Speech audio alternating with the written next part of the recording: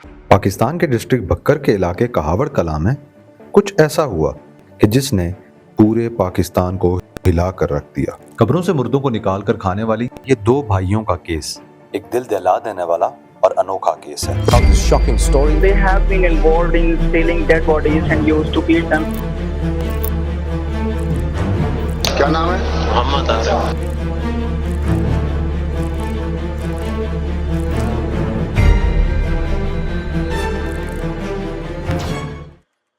ये बात है 2 अप्रैल 2011 की, जब कस्बा कहावड़ कलां में रहने वाली एक 24 साल लड़की सायरा परवीन की गले के कैंसर से डेथ हो जाती है। उसके घर वाले उसकी आखिरी रसूमात अदा करने के बाद उसे अपने इलाके के करीबी कब्रिस्तान में जाकर दफना देते हैं। अगले ही रोज जब सायरा के घर वाले उसकी कब्र पर वापस आते हैं तो देखते हैं कि कब्र खुली हुई है और लाश गायब है। सायरा के वालिद नूर हुसैन फौरन इस वाक़े की इत्तला करीबी पुलिस स्टेशन में करते हैं। पुलिस अपनी इन्वेस्टिगेशन का आगाज सबसे पहले अलादिता नामी शख्स से करती है, जो उसी कब्रिस्तान में गोरकन यानी कब्र खोदने का काम करता था। अलादिता ने बताया कि यूं तो बहुत लोग कब्रिस्तान में आते जाते रहते हैं, लेकिन रात में कोई कब्रिस्तान में आकर क्या करता है वो कुछ नहीं जानता। अलादिता से कुछ ना पता चलने पर पुलिस ने अपनी इन्वेस्टिगेशन का दायरा कार बढ़ाया और करीबी रेलवे क्रॉसिंग के गेटमैन मोहम्मद बशीर से इन्वेस्टिगेट करने लगे। यहाँ बशीर से इन्वेस्टिगेशन करना पुलिस के लिए बहुत ही करामत साबित हुआ। बशीर ने बताया कि वैसे तो वो ज्यादा कुछ नहीं जानता, लेकिन उसने पिछली रात 11 बजे के आसपास मोहम्मद फरमान और मोहम्मद आरिफ को कुछ औजार लेकर कब्रिस्तान की तरफ जाते देखा था। यहाँ पुलिस के हाथ एक बहुत बड़ा क्लू लग चुका था। पुलिस ने फौरन इस क्लू की बुनियाद पर फरमान और आरिफ के घर पर रेड किया। जब पुलिस घर में दाखिल हुई तो उन्हें वहां पे आरिफ मिल जाता है, जो उस टाइम सो रहा होता है। पुलिस फौरन आरिफ को अपनी कस्टडी में ले लेती है और दोनों के वालिद राना खलील से फरमान के बारे में पूछताछ शुरू करती है। राना खलील ने बताया कि फरमान घर पर मौजूद नहीं है और जिस रूम में वो रहता है उस कमरे को भी ताला पड़ा हुआ है। जब पुलिस के फोर्स करने पर राना खलील ने अपने बेटे फरमान के कमरे का दरवाजा खोला तो अंदर से बहुत ही बुरी बदबू आ रही थी। पुलिस को वहां सबसे पहले कुछ औजार मिले और साथ में ही एक बर्तन मिला जिसमें कुछ गोश्त पका कर रखा हुआ था।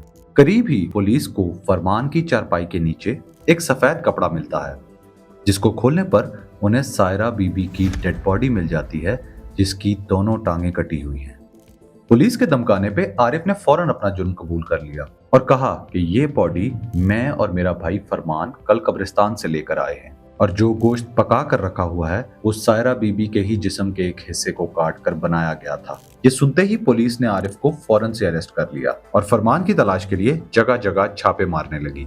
आखिरकार फरमान को भी अरेस्ट कर लिया जाता है। ये खबर जंगल में लगी आग की तरह फैल जाती है और लोग इस खबर को लेकर बहुत ही ज्यादा भड़के हुए थे और उनकी डिमांड थी कि इस घिनौने काम को करने वालों को कड़ी से कड़ी सजा दी जाए। साहब बहुत सख्त तकलीफ थी है इस वास्ते, क्योंकि आगे भी सारे मुर्दा की बेहरमती थी गई है, उन्होंने जुल्म किया गया है। बिल्कुल नहीं रिहा होना चाहिए, वो बिल्कुल वहीं पे ठीक थे, लिहाजा उनको जेल में ही रखा जाए। हुकूमत से हमारी ये इल्तिजा है जी, इनको आप जल्द से जल्द कड़ी से कड़ी सजा दी जाए। इसीलिए अदालत ने इस केस की सुनवाई जल्द अज जल्द की और इस नतीजे पर पहुंची कि दोनों भाइयों को 2 साल कैद और 2 लाख रुपए जुर्माना अदा करने होंगे।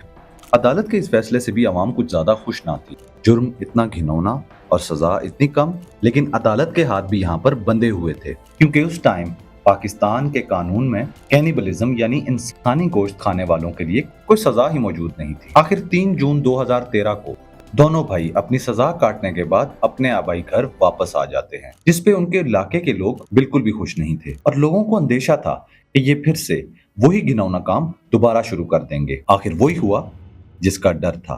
फिर 14 अप्रैल 2014 को फरमान और आरिफ की रिहाई के 1 साल बाद उनके नेबर्स को दोबारा उनके घर से बहुत बुरी स्मेल आने लगी। अहले मोहल्ला ने दोबारा पुलिस को इत्तला की और पुलिस ने फरमान और आरिफ के घर पे एक बार फिर छापा मारा और इस बार उनके घर से एक 3 साल बच्चे का सर बरामद होता है, जिसकी बॉडी को आरिफ और फरमान खा चुके थे। आरिफ ने इस बार अपने सर इल्जाम लेने से साफ इनकार कर दिया और कहा कि ये सब किया धरा मेरे भाई फरमान का है। इंटेरोगेशन के दौरान फरमान और आरिफ दोनों ने तस्लीम किया कि वो फिर से मुर्दों को कब्रों से निकालकर उनके बॉडी पार्ट्स खाने में मुलव्विस हैं। ये खबर इतनी दिल दहला देने वाली थी कि उस टाइम के चीफ मिनिस्टर शहबाज शरीफ ने डीपीओ बकर से इस पूरे वाक़े की तफसील तलब कर ली। इस इंसिडेंट को न सिर्फ पाकिस्तानी मीडिया ने बल्कि CNN, BBC, द गार्डियन और न्यूयॉर्क टाइम्स जैसे इंटरनेशनल न्यूज आउटलेट्स ने भी इस स्टोरी को कवर किया। 2019 में एक मूवी भी बनाई गई जिसके डायरेक्टर शमून अब्बासी का कहना था कि उन्होंने अपने मेन कैरेक्टर की इंस्पिरेशन भी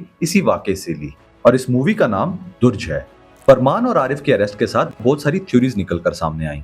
कुछ लोगों का कहना था कि फरमान और आरिफ ब्लैक मैजिक यानी काला जादू प्रैक्टिस करते हैं। दोनों भाइयों ने इंटेरोगेशन के दौरान बताया कि उन्हें एक जादूगर ने पहली बार ये गलीज काम करने पर उकसाया था। पुलिस ने यह भी बताया कि दोनों भाइयों ने कुरानी आयात को उल्टा लिखकर कुछ अमलियात भी किए गए थे। वहां कुछ लोगों का यह भी कहना था कि फरमान और आरिफ जेल जाने के बाद खुश थे क्योंकि उनके माशी हालात ने उनको कब्रों से मुर्दों को निकाल कर खाने पर मजबूर कर दिया था। मेरा ये मानना है कि इस थ्योरी में कुछ हद तक सच्चाई मौजूद है। कुछ न्यूज आउटलेट्स ने तो यहाँ तक कहा कि इन दोनों भाइयों ने 100 से 150 तक कब्रों की बेहरमती की थी, लेकिन मेरा ये कहना है कि इस बात में इतनी सच्चाई नहीं है क्योंकि दोनों ही कोई काम काज नहीं करते थे और साथ में हीरोइन के नशे की भी आदत लग चुकी थी। तो हो सकता है कि दोनों भाई उसी जादूगर से पैसों के एवज डेड बॉडीज और उनके बॉडी पार्ट्स का धंधा करते हों। इस बार अदालत ने दोनों भाइयों को 12 साल कैद की सजा सुनाई। इनमें फरमान तो जेल की सलाहों के पीछे ही अपने अंजाम को पहुंच चुका है, जबकि आरिफ 2021 में अपनी सजा के सिर्फ 6 साल काट कर रिहा हो चुका है। इस बार आरिफ जब रिहा हुआ तो उसके अहले मोहल्ला ने उसका सोशल बाइकआउट कर दिया, जिसकी वजह से आरिफ को अपना आबाई घर छोड़ना पड़ा। वो अब कहाँ है और क्या अब भी वो ये घिनौना काम कर रहा है या नहीं, कोई नहीं जानता। इस वाक़े को मंजर आम पर आए हुए 14 साल गुजर चुके हैं, लेकिन आज भी कैनिबलिज्म या इंसानी गोश्त खाने के खिलाफ कोई कानून या लेजिस्लेशन नहीं बनाया जा सका। क्या हम फिर से किसी फरमान या आरिफ के पैदा होने का वेट कर रहे हैं? ये सवाल मैं आप लोगों के लिए छोड़कर जा रहा हूँ। शुक्रिया।